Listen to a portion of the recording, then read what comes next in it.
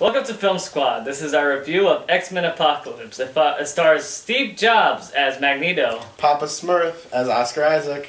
And Jennifer Lawrence as Jennifer Lawrence. And James McAvoy as Patrick Stewart. Well, guys, what did you think of X-Men Apocalypse? It was watchable. It was watchable. Yeah. I thought it was better than X-Men Origins. Well, I think anything's better than X-Men Origins. I think anything is better than X-Men Origins. I think Batman vs. Superman is better than X-Men Origins. Okay. So this is where this video is. Me, I personally, I think I liked it, and then I think this is probably gonna be the X-Men movie I watch more than probably Days of Future Past, or I don't know. It had more X-Men-y things about it than the other ones. Extreme charm. No, just like character-wise, this is the one with Cyclops, this is the one with Storm, this is the one with Jubilee, with what's her face, not Dark Phoenix, what's her name? Jean Grey. Yes, so I feel like this is the one, I'm gonna be watching a little bit more because it has all the characters. I don't know, what did you think? I felt like for this movie, there was a lot of, me scratching my head, because I really love X-Men.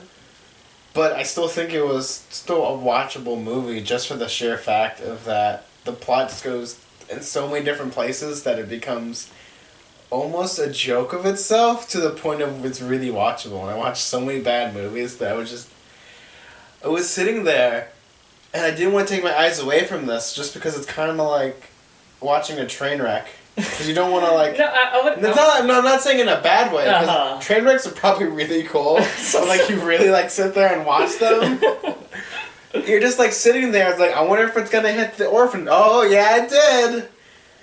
But overall, I felt like I agree with you with the charm of the characters. There's just some complaints I had with how they used certain characters. But we'll get to that in another bit of this. What did you think, Trenton? It's a mixed bag for me. There are some stuff that I want to really watch again. Then there's other stuff that kind of bored me a bit. Yeah, that's pretty much it. I feel the same way about how I feel about the first two X-Men films, except this one's the first two from the Patrick Stewart. The 2000s. 2000s. That's how I feel about it.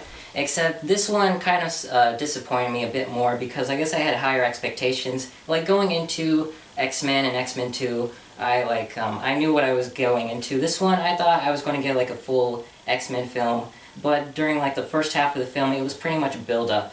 So more like a build-up to an X-Men movie. Yes, building up into an So X-Men this is movie. if you were reading a book, this would be the prologue that you usually skip over. Yes, exactly. Mm-hmm.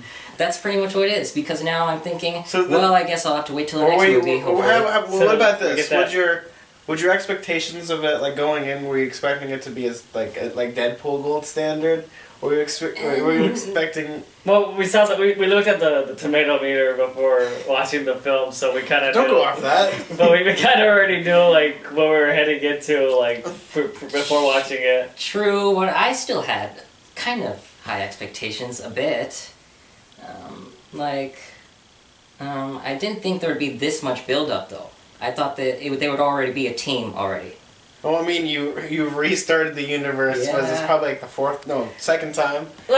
Even if you kind of look at these as prequels, you can kind of see this as the prequel trilogy, kind of like how the Star Wars prequels and then the Lord of the Rings or the Hobbit prequels. I think the dialogue was a bit different. Of course, that's a lot better. But the difference though is that they retcon so much stuff that it's true. You can't really call it a prequel. It's not. This is the definitive. So why don't we just start getting? Why don't we just get into the story of this? Yeah. 'Cause I feel like we're getting to the point of where we need to start. So this is more of our kind of first impression kind of video, just so what we think about the movies. So I think doing off that let's probably just rank them really quick. Where do you we'll start with Chester. Where do you put these on as the trilogy? Yeah, the current trilogy, I'd say this was probably the weakest one. So it'd go Apocalypse, then First Class, then Days of Future Past. I would actually put it Days of Future Past, First Class, and then Wait, which order I'm we talking going? Days of Future Past is the best. Yeah, that's what I meant. And then First Class. Okay, sorry. would be the second, I was going and then from the third would be Yeah, okay. Apocalypse. I was Just- going from like what I least liked to most liked. That's what I Oh, was okay. going. So Yeah, sorry. Okay, so you're Same as him. you guys are putting Days of Future Past on the top, I'm and putting then Days of- First Class, First Class, okay, yeah. and then Apocalypse on the bottom. Yeah. Yeah. For me, I think I'm gonna go. Obviously, Days of Future Past, but I think I'm gonna put Apocalypse on this one just because I felt it had a lot more like the X-Men elements to it than First Class did. So it because wasn't taking for- itself like- seriously? No, just like First Class, like it didn't have enough X-Men in it. Like I felt it was more. It was just more. This is more Magneto's and Magneto's and Professor X kind of story. So I think I'm gonna put that one below and then First Class. Like, it did have X-Men, but it didn't have like the major X-Men. Yeah. that you wanted. I see what you're saying. I mean, I guess Yeah. it depends, because, again, But- it's the first...